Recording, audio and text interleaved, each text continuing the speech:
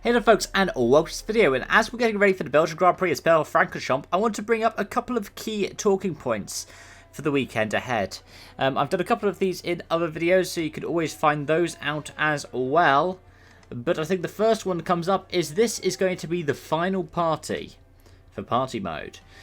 We are expecting it to be banned ahead of the Italian Grand Prix, so this is going to be the last time that we're going to see the F1 engines turned up to full whack for qualifying, which, I don't know, I think it's a bit of a shame.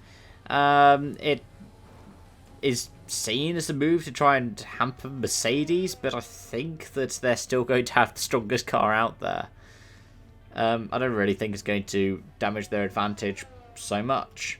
At the same time, there are reports of teams looking at new lower downforce wings, and the FIA is looking at tightening up some track limits policies through Eau Rouge and Raidillon.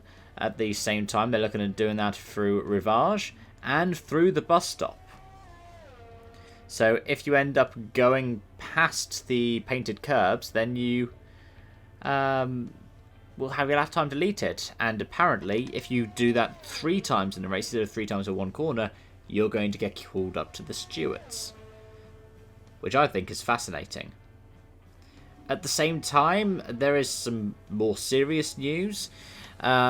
Let's get into the first point, which is that Renault has withdrawn its appeal against Racing Point's penalty, and at the same time, Racing Point still intends to appeal in favour of itself, and Ferrari still intends to appeal because, well, midfield teams need all the points they can.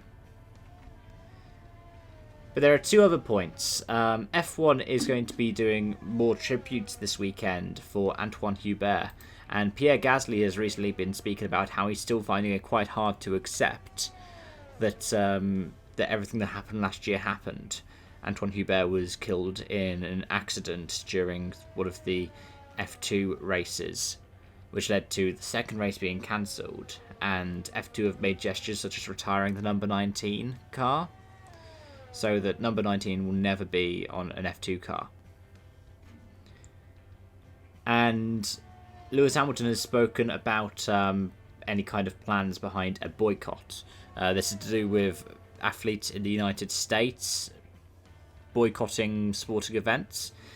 This is a result of the shooting of Jacob Blake on Sunday, and I'm going to dedicate a proper video to talk about this as well, but very quickly, my views on it. I can understand why people were asking if Lewis is going to be doing this, but at the same time, a lot of the reason why these protests have happened is because they will actually affect the fixtures.